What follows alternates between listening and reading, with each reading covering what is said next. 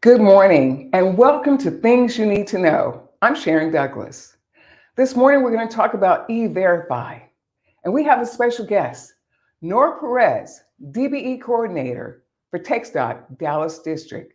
Good morning, Nora. Good morning, Sharon. Thank you for inviting me and being here and share the wealth of E-Verify for TxDOT. I appreciate that so much.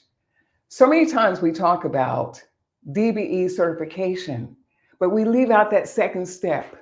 So we're here to tell you your second step to being successful on a DOT project. Nora, let's start with our first question. Tell us, what is E-Verify? Well, good to know. So E-Verify is a Department of Homeland Security. It's a web base, and it's actually our 85th legislation. And it's a Senate Bill 312 that was passed down on the 85th legislation. And it got passed down to the Transportation Code, which is the 223.051. Thank you. And it's actually in our special provision as well. Special provision to item 2, instructor to bidder 0020011. Okay. So, and what the State Bill 312 actually is the department may not award a contract for the construction, maintenance, or improvement of a highway in the state to a contractor unless a contractor and any subcontractors registered with the participate in the E-Verify program with the program. Great. Well, we know about that between ourselves. We talked about it a lot. So Yes. How about question number 2? When the contractor is E-Verified, now this E-Verification must happen before they pursue the contract? Yes, correct. Yes. So if a prime wants to pursue, if a prime contractor wants to do business with TxDOT, they have to be E-Verify as well. And the subcontractor, they're pursuing sub work with TxDOT, they got to be E-Verify as well. Can you provide us with a step-by-step process? Yes. So the step-by-step process to be E-Verified, you can go to TxDOT.gov. Let's see. Well, let me just go to the TxDOT responsibilities on that point. So like you were talking about the bid, a contractor going into the bid process, they have to be E-Verify. And pre-qualification, when you turn in your pre-qualification as a prime, you got to submit your E-Verify as well. Because construction division will look at that to make sure everything's, on all your I's are dotted and your T's are crossed and everything in there. If you are a subcontractor, like I said, you have to be E-Verify as well.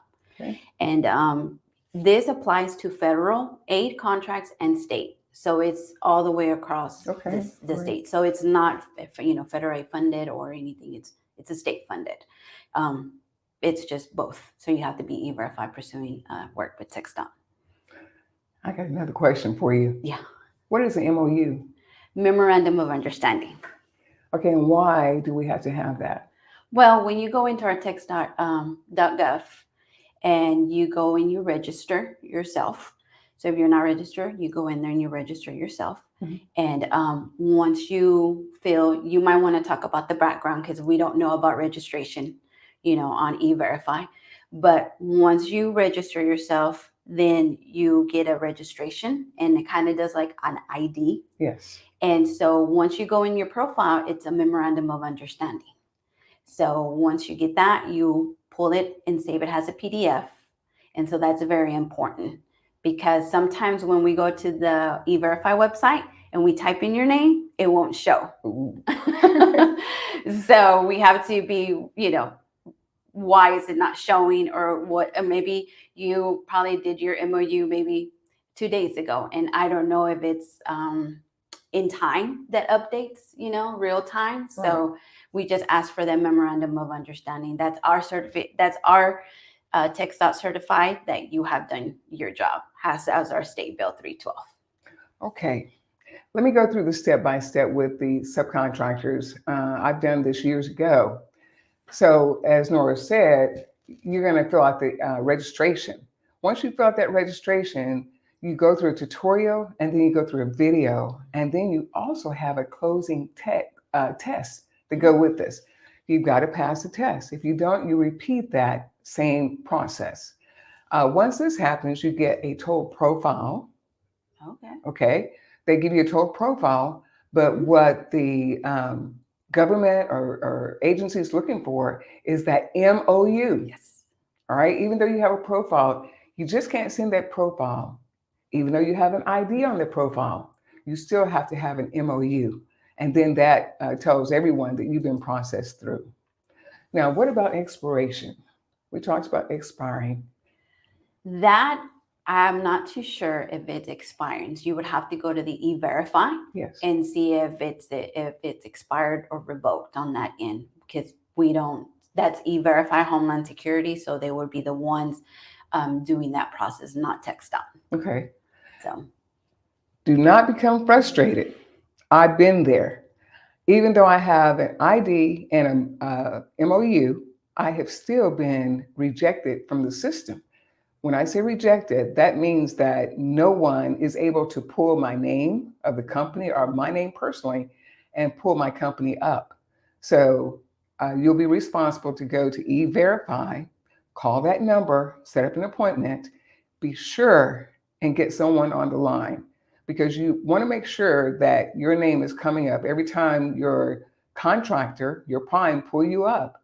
You want to be sure you have that, because now that is impacting your future contracts.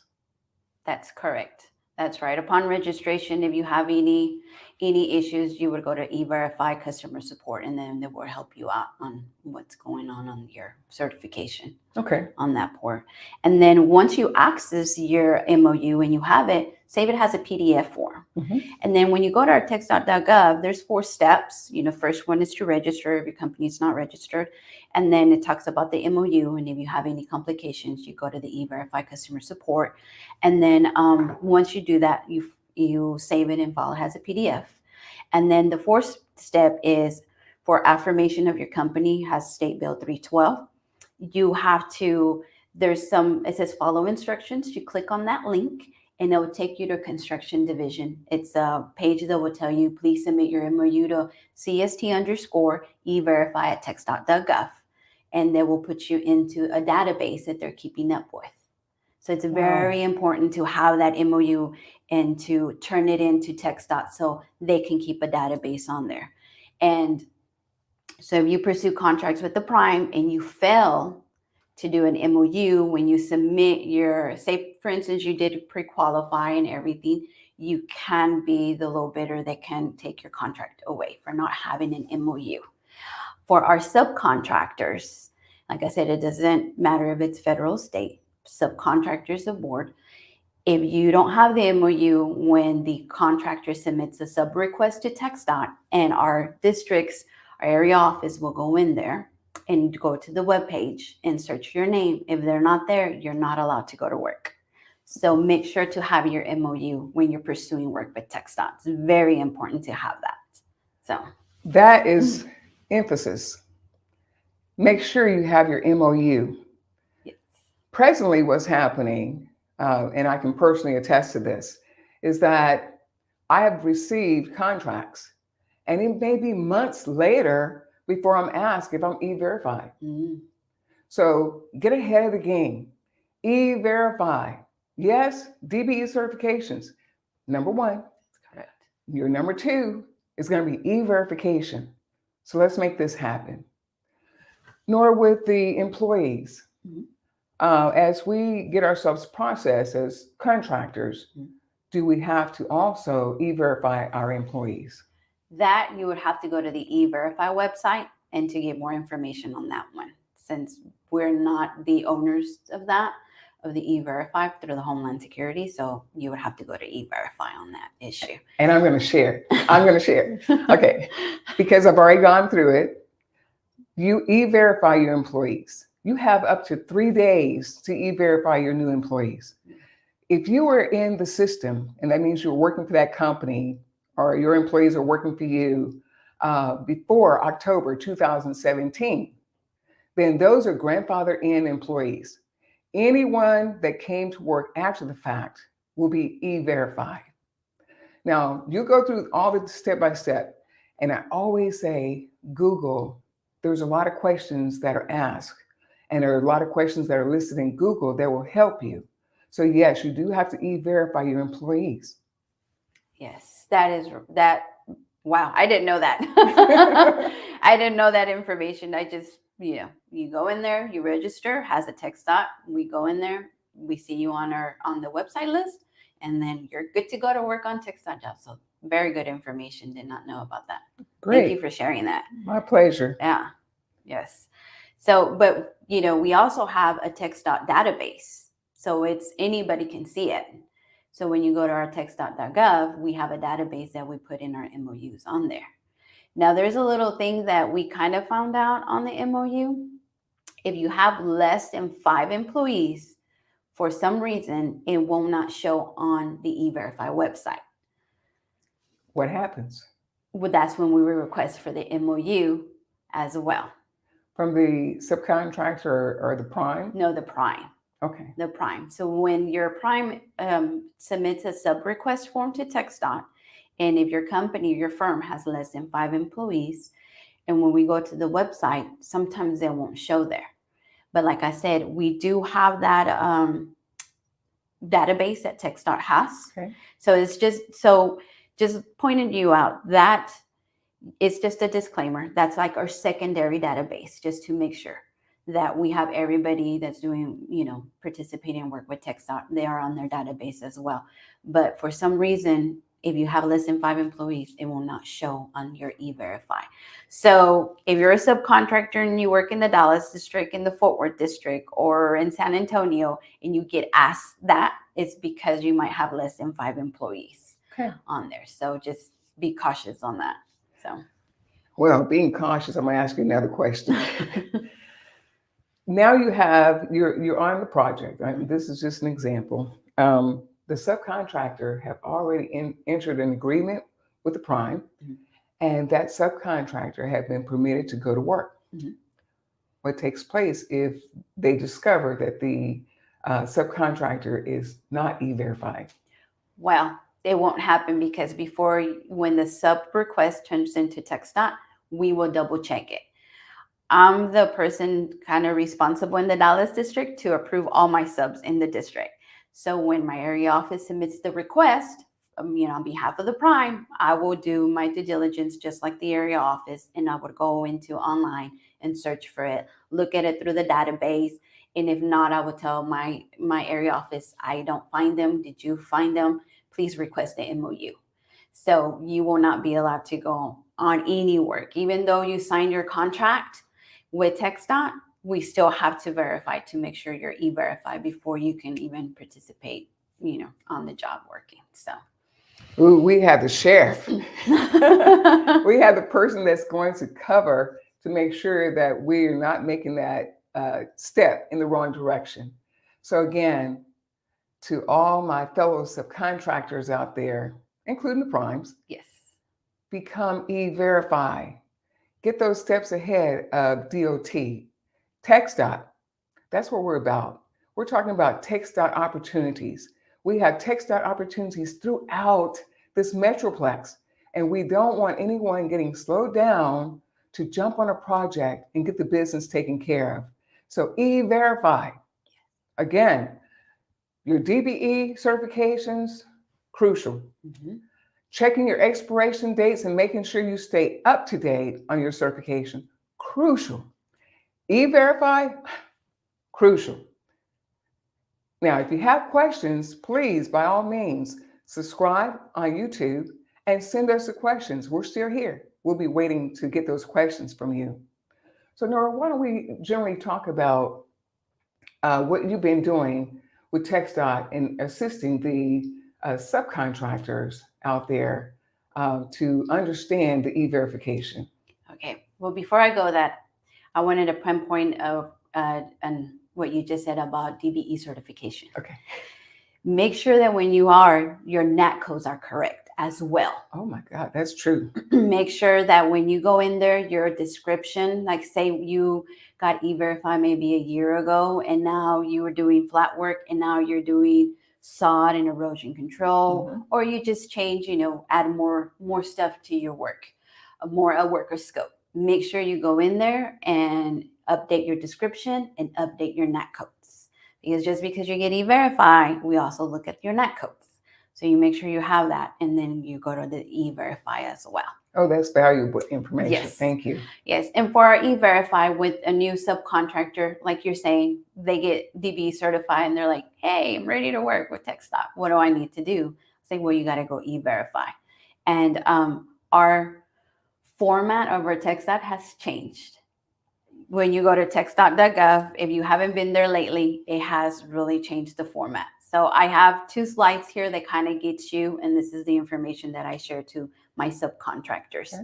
So when you go to techstop.gov, it has changed dramatically on there. So if you had any bookmarkers, they might not work anymore. So you might have to get some new ones going.